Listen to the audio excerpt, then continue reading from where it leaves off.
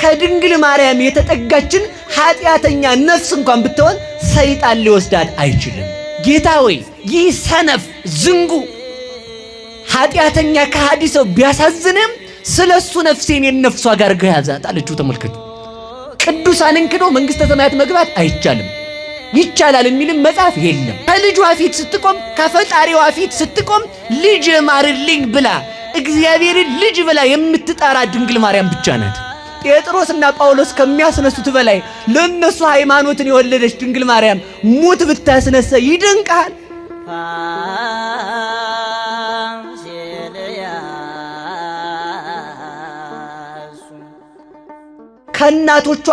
ከእናቷ እቅፍ ያልተለየችን ጫጩት ጭልፊት ሊወስዳት እንደማይችል ከድንግል ማርያም የተጠጋችን ኃጢአተኛ ነፍስ እንኳን ብትሆን ሰይጣን ሊወስዳት አይችልም።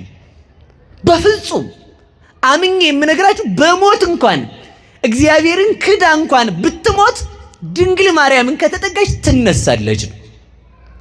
አሁን እንግዲህ ሊያማቸው ይችላል እንትና ሰፈር ሰዎች፣ ምንም ማድረግ አልችልም። እውነቴን ነው። ድንግል ማርያምን አሁን ይኸውልህ እግዚአብሔርን ክዳ እንኳን ቢሆን ሲል ተመልከቱ። ድንግል ማርያም ከሃዲ ገነት አታስገባም። በዛው ላይ ግዛችሁልኝ ሂዱ። እሺ የካደ ሰው ገነት አይገባም። እንግዲህ ተመልከቱ። እባብ የሚፈራት በትር ምንድናት ከተባለ ተመልከቱ። አንድ ሰው ነበረ ሁላችሁም የምታውቁት ምን የሚል ከተባለ እመቤታችንን እየዘከረ የሚኖር ሰው ነበረ ይላል። ማንን እየዘከረ በሉ እንጂ። ከዚያ ሀብቱ አለቀ። ሀብቱ ሁሉ ሲያልቅ ሰው ወደማያውቀው አገር መሰደድ ነው የተነሳው። በለመንኩበት አገር ድሃ ሆኜ፣ ይቅርታ በሰጠሁበት አገር ድሃ ሆኜ፣ ባበደርኩበት አገር ተበድሬ፣ በከበርኩበት ሀገር ተዋርጄ፣ ባበላሁበት ባጠጣሁበት ሀገር ፍርፋሪ ለቅሜ አልኖርም። የሰው ፊት እሳት ነው። ሰው ወደማያውቀኝ ሀገር ሄጄ ልለምን አለ። ተመልከቱ። እንዲያ ብሎ ሀብቱ ሲያልቅበት ተነስቶ ሄደ። ሁላችሁም የምታውቁት ታሪክ ነው። ግን ልነግራችሁ የፈለኩት እባብ እንዴት እንደሚፈራት ነው የነገርኳችሁ ያለሁት። ከዛ መጨረሻ ላይ ያ ሰውዬ ሀብቱን ጥሎ ሲሄድ ሰይጣን አገኘው። ሰው መስሎ ነው። ተመልከቱ እንግዲህ። ወዴት ትሄዳለህ? እንዲህ ያለ ሀገር ምንድን ነበርክ? እንዲህ ያለው ባለ ሀብት ዝርዝር ለሰይጣን መረጃውን ሸር አደረገልን። ከዛ ሰይጣን ያንሰማና እና እንደው ወርቅ አሁን ይሄንን ወርቅ ብሰጥህ ትልቅዬ ድንጋይ አንስቶ ወርቅ አስመስሎ ተመልከቱ ብሰጥህ አትመለስም አለው። ይሄማ እንኳን ለኔ ለልጆቼ ይበቃ አይደል እመለሳለሁ እንጂ አለ። ከዛ ተመልከቱ ስላሴን ካደ፣ ቅዱሳንን ካደ፣ መላእክትን ካድልን ካደ። ማን ተረስታ ነበር? በሉ እባብ የሚፈራት በሉ እንጂ ማን ተረስታ ነበር? ወርቁን ይዞ ትንሽ ገደም እንዳለ ልፍ እንዳለ ተመልከቱ። አንተ ሰው አለ። እሺ ኧረ አንድ ነገር ረስቻለሁ አለው። ምንድነው የረሳው? ሁልጊዜ ነፍሳትን የምትቀማኝ ወላዲት አምላክ የምትባል ስላለች እሷን ካዳሉ። በፍጹም እሷን አልክድም ማለት ተመልከቱ። ስላሴን ክዶ መንግስተ ሰማያት መግባት አይቻልም። መላእክትን ክዶ መንግስተ ሰማያት መግባት አይቻልም። ቅዱሳንን ክዶ መንግስተ ሰማያት መግባት አይቻልም። ይቻላል የሚልም መጽሐፍ የለም። ስለዚህ ምንድነው ያደረገው? ከዚያም በኋላ እመቤታችንን ካድ ሲለው አልክድም ሲለው ወርቅ ባስመሰለው ድንጋይ ራሱን ብሎ ገደለው ይላል። ያንዳንድ ሰዎች ፍቅር እንደ ሰይጣን ፍቅር ያለ ነው። ሰይጣን ከፍቅሩ የሚቀድመው ጠቡ ነው ይላሉ ሊቃውንት። እስኪ በሉ ሰይጣን በሉ ከፍቅሩ ጠቡ ይቀድማል። ሰዎቹ ተጋብተው በሶስተኛው ቀን ገንዘብ ክፍፍል የሚገቡት ጠባቸው ስለሚቀድም ነው። የዚህ ዓለም ፍቅር ጠብን ያስከትላል። የእግዚአብሔር ፍቅር ግን ጠብን አያስከትልም። እግዚአብሔር ከወደደን ወደደን። ስለዚህ ተመልከቱ መጨረሻ ላይ ምንድነው ያደረገው? በዚያው ድንጋይ ሲገለው ያ ነፍስ ስላሴን ስለካደ ተፈረደበት። ያ ሰው አልምርም አሉ ስላሴ። መላእክትም እኔም ቅዱሳንም ተክደናል አይገባም ሲሉ እመቤታችን ነበረች መጣችው። እስኪ በሉ ማን መጣች?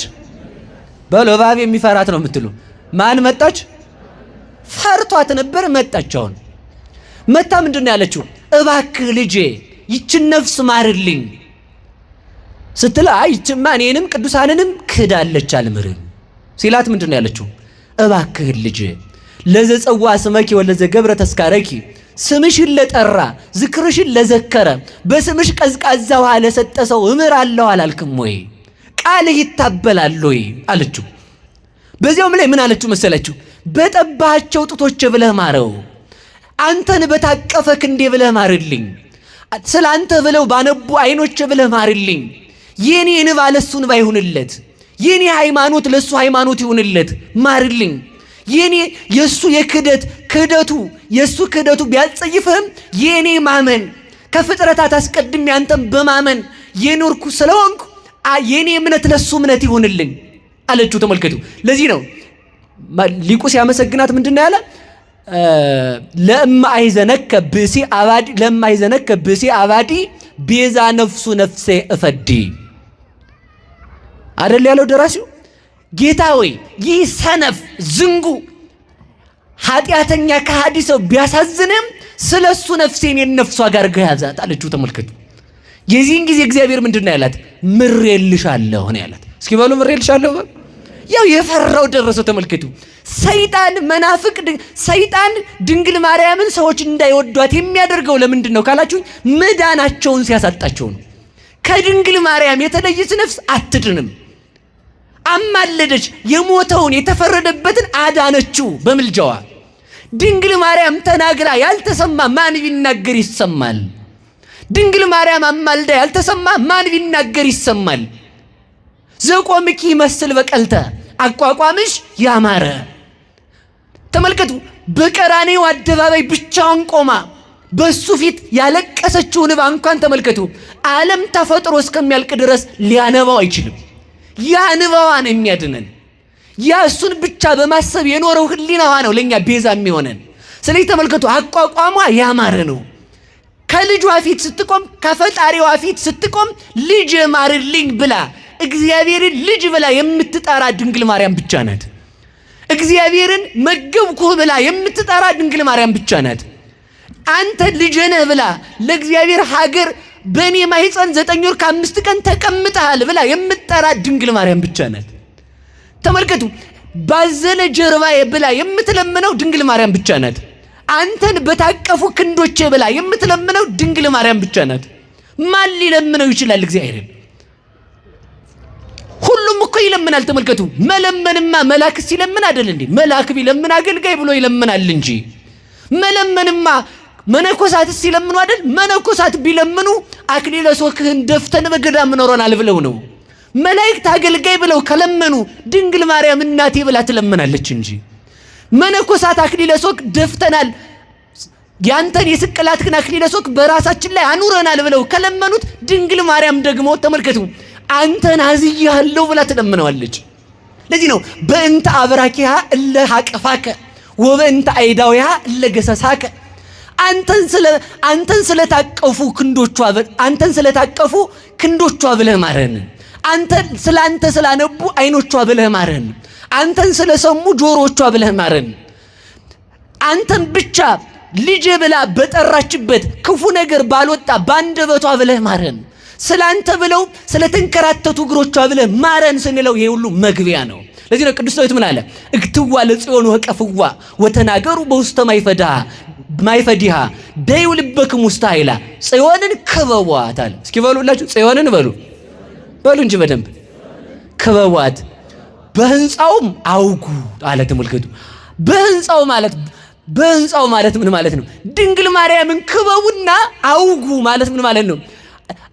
አንተን ስላያይኗ ብላችሁ በህዋሳቷ አመስግኑ። አንተን ስለታቀፈ ተመልከቱ። ለስርተ ርእስኪ ስለ ጸጉርሽ ብለሽ ስለ ጸጉሯ አመስግኑ። ለምን? አንድ ቀን እንኳን ገልጣ የማታውቅ ናትና። ተመልከቱ። ለአዕይንትኪ የወደቁትን በሚጎበኙ አይኖቿ ተመልከቱ። የታሰሩትን እንኳን ርግበ ጊዮርጊስ ሐዲስ እንላታለን ቅድስት ድንግል ማርያም። ወገን ብናጣ በብቸኝነታችን ሰዓት የማናጣት ስንቃችን ናት። እስኪ በሉ በብቸኝነታችን በሉ የማናጣት፣ አረ በሞት የበሉ በብቸኝነታችን የማናጣት እናታችን ናት። ማንም አይኑ። ቅዱስ ጊዮርጊስ ምንድነው ያደረጉት? ገረፉት። ይሄኛውን ቅዱስ ጊዮርጊስን የልዳውን አይደለም፣ ሌላ ቅዱስ ጊዮርጊስ ሐዲስ የሚባል ነው። ገረፉት። ከገረፉ በኋላ ሰውነቱን ሰነጣጥቀው እስር ቤት ውስጥ ተመልከቱ። ቁስሉን በእጁ እንኳን እንዳይነካ እጁን ወደ ኋላ አስረው አይኑን አጥፍተው አስቀመጡት። የዚያን ጊዜ የተገኘች አንድ ርግብ ነበረች። መስኮቱን ከፍታ ገብታ በክንፎቹ አይኑን አራግባ አይኑን አብርታለት ሰውነቱን የቆሰለውን ሰውነቱን በክንፎቿ ዳሳ አይኑን አብርታለት ወጣች ይላል። ያቺ ማናት ካልከኝ ድንግል ማርያም ናት። ስንቆስል የማትለየን ድንግል ማርያም ናት። ስንታሰር የማትለየን ድንግል ማርያም ናት። በኃጢአት ታስረን እንኳን ዛሬም ልጆቿ ነን። ወደ ሁላችን ትምጣልን እመቤታችን፣ ወደ ሁላችን ትምጣልን። ስለዚህ ተመልከቱ መጨረሻ ላይ ማረላት። ሲምርላት ምንድን ያለችው መሰላችሁ? ከማርክልኝ አስነሳልኝ አለችው። ማንን ክዶ መንግስተ ሰማያት መግባት አይቻልም? በሉ ተናገሩ እንጂ። እባብ የሚፈራት በትር አሁን አመለጠ? አላመለጠም። እባብ ይፈራታል። ይችን በትር ነው የሚፈራት። በዚህች በትር ተመልከቱ፣ ያቺ በትር ያንን እባቡን ተመልከቱ ቀጥቅጣ ለሲኦል የተፈረደውን ሰው ለመንግስተ ሰማያት የምታበቃው በትር ናት። ማንም ወዳጅ በሌለን ሰዓት የምናገኛት ምርኩዛችን ናት። ጠላት በተነሳብን ጊዜ እባብን የምንቀጠቅጥባት በትር ሃይማኖታችን ናት።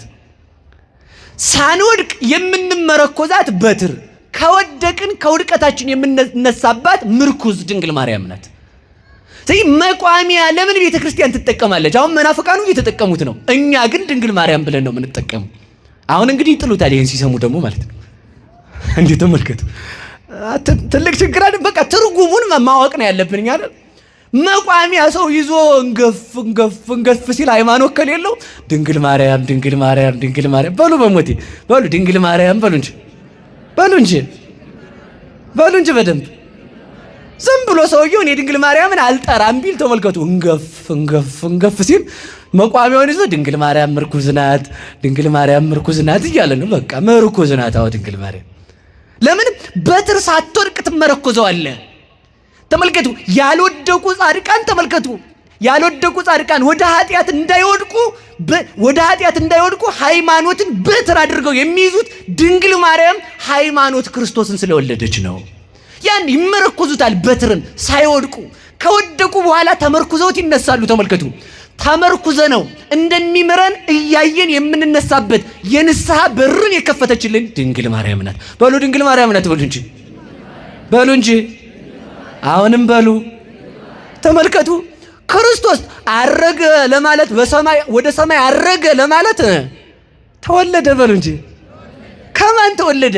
ከበትሯ ከድንግል ማርያም። ተመልከቱ፣ በትር ሃይማኖት ዘይትጸንን። ተመልከቱ፣ ወደ ሞተ ማነው ተነሳ ለማለት ማን መውለድ አለባት? በሉ እንጂ።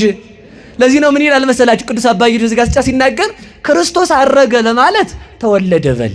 ካልተወለደ ተመልከቱ፣ ቆይ አረገ ለማለት ተነሳ በል፣ ተነሳ ለማለት ሞተ በል፣ ሞተ ለማለት ተሰቀለ በል፣ ተሰቀለ ለማለት አስተማረ በል፣ አስተማረ ለማለት ተመልከቱ ተጠመቀ በል፣ ተጠመቀ ለማለት አብ ወልድ መንፈስ ቅዱስ፣ አብ በደመና ወልድ በክበበ ትስብእት በዮርዳኖስ መንፈስ ቅዱስ በርግብ ወረደ ለማለት ወልድ ተወለደ በል። ወልድ ተወለደ ካልክ ተመልከቱ፣ ድንግል ማርያም ወለደችው ብለህ እመን። እሷን ወለደችው ብለህ ካላመንክ ክርስቶስን አታውቀውም ይላል። እስኪ በሉ እሷን በሉ፣ ወለደችው ካላልክ በሉ ክርስቶስን ማወቅ አትችልም። ሃይማኖታችንን የሰበከችልን አማናዊ በትር ክርስቶስን የገለጠችልን በትራችን ድንግል ማርያም ናት። እሷን የሰጠን መድኃኔዓለም የተመሰገነ ይሁን። ስለዚህ ምን አለችው? እንዲያ ካልክ የሞተውን ሰው አስነሳልኝ አለችው። ምክንያቱም ሰው ሥላሴን ክዶ መንግስተ ሰማያት መግባት አይችልም። የድንግል ማርያም ድርሻዋ የሞተን ማስነሳት ነው። አሃ ድንግል ማርያም ስትሆን የሞተን አታስነሳም ልትል ነው መናፍቅ አይደል? ጳውሎስ አላስነሳም፣ ጴጥሮስ አላስነሳም፣ አስነስቷል። ጴጥሮስና ጳውሎስ ከሚያስነሱት በላይ ለነሱ ሃይማኖትን የወለደች ድንግል ማርያም ሙት ብታስነሳ ይደንቃል። በሉ በሞቴ ንገሩኝ እንጂ ጴጥሮስ እኮ ስጋው ደሙን ተቀብሎ አምኖ ነው አይደል? ድንግል ማርያም እኮ ሃይማኖትን የወለደች ናት እኮ። ተመልከቱ፣ ሃይማኖትን ከመውለድና ሃይማኖትን ከመቀበል ማን ይበልጣል? ሃይማኖትን መውለድ ለድንግል ማርያም ሙት ከማስነሳት ይልቅ የሕይወት የክርስቶስ ማደሪያ መሆን እኮ ነው። ተመልከቱ፣ ዋናው ሙት ባህሪያችን ሕይወትን ያገኘው በድንግል ማርያም ነው። ስለዚህ ተመልከቱ፣ እባብ በትርን ይፈራል፣ ሰይጣን ድንግል ማርያምን ይፈራታል። እስኪ በሉ ሰይጣን በሉ ማንን ይፈራታል? በሉ እንጂ ያን የምትፈሩትን ሰው እኮ ነው ስሙን የምታጠፉት አይደል? ያችን የሚፈራትን እናት ነው ሰው ከሷ ጋር እንዳይሆን ሰይጣን ማስታወቂያ የሚለጥፈው። በዚህ በብዙ ዘመናት ከሃዲያንን የሚያስነሳው መናፍቃኑ ሌትም ቀንም እንቅልፋቸውን አጥተው እንዲጠሏት የሚያደርገው እንዳይድኑ ስለሚፈልግ ነው። የድህነታችን ምክንያት እሷ ናት። እሷን የሰጠን እግዚአብሔር ይመስገን። አስነሳችሁ፣ ተነሳ። ለምን ካድክ አላችሁ። ቢርበኝ አላት። ታዲያ ይለምኑታል እንጂ ይክዱታል አለችው። እሺ እመቤቴ አላበጀሁም አላት። እንግዲህ በኋላ እንዳይደግም አለችው። እንዳይደግም። ከዚያ በኋላ ሀብት ነበር የቸገረው። እመቤታችን ተመልከቱ፣ እዚህ እንዲህ ያለ ቦታ ሂድና ሀብት ታገኛለህ አለችው። ሄደ። እዚህ ሀገር አንድ ድሃ ሰውዬ ነበረ። የዛን ልጅ እዛ ቤተክርስቲያን ደርሶ ሲጸልይ ሰውየው ደግሞ ቤተክርስቲያን ባለሀብት ነው። የባለሀብት ጸሎቱ አጭር ነው አሉ ነው እንግዲህ አሉ ነው መጽሐፉም ይላል። የባለሀብት ጸሎቱ አጭር ነው፣ ችግር የለም። ምክንያቱም ለምኑ ይጸልያል አይደል? መጥቶ ዝም ብሎ ፎቄን አደራ፣ ልጆችን አደራ፣ ይትቀደስ ስምከ ቁጭ። ደሃ ምስኪን እናት ያለ እንጂ እጁን አቁሞ አደራ ስራ አስገኘኝ አደራ የሚል ማለት ነው። እና ጸሎታችሁን አጭራ እንግዲህ ምን እንደምል እዛው ነው መጽሐፉ ያለው። የባለሀብት ጸሎቱ አጭር ነው፣ ለምኑ ይጸልያል? ሁሉ ካለ ማለት ነው አይደል? እንደዛ እንዳይሆን እግዚአብሔር ይርዳን። እሺ ሀብት ፍለጋ አይደለም እኛ የምንጸልየው አይደል? ቢሟላልንም እንኳን ጎደሏችን እግዚአብሔር እስካልገባ አይሞላም። ይሄን ማወቅ አለባችሁ። በቃ በሰባራ ዕቃ ውሃ እንደ መቅዳት ነው። እግዚአብሔር የሌለበት ህይወት ሙሉ አይሆንም። እግዚአብሔር ሲኖር ግን ተመልከቱ፣ ቆይ እነግራችኋለሁ። እግዚአብሔር ሲኖር ሁሉ ሰላም ያስገኛል፣ በሞት ያፈርሰዋል። ሰው እሳት ውስጥ ሆኖ ሰላም ያገኛል እንዴ? በሉ ንገሩኝ እንጂ። እግዚአብሔር ሲኖር ግን 3 ደቂቃ እሳት ውስጥ እኮ ነው የጸለዩት። እግዚአብሔር ካለ እሳት ውስጥ ሰላም አለ።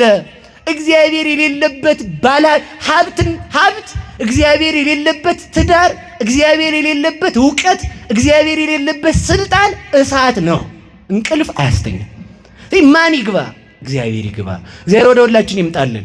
ጸለየ። ተመልከቱ፣ ጸሎቱን ጨረስ አደረገና ቆጭ ሲል እዛም በቤታችን አንተ ሰውዬ አለች፣ ልጅህን ለዚህ ሰውዬ አጋባና ሀብቱን አወርሰህ አንተ ማንኩስ እንግዲህ አለችው። ያንን ሰውዬ ከሞት ያስነሳችውን ሰውዬ ተመልከቱ። ያ ሰውዬ ወስዶ ከቤት ልጁን አጋብቶ ወደ ምንኩስናው ሄደ ማለት ነው። ስለዚህ እመቤታችን ማንም የሚፈራት በትራችን ናት። በሞት የነገሩኝ ማንም የሚፈራት። ስለዚህ እባብ የተባለ ሰይጣን ነው። ሰይጣን የሚፈራት በትራችን ድንግል ማርያም ናት። እሷን የሰጠን እግዚአብሔር ይመስገን።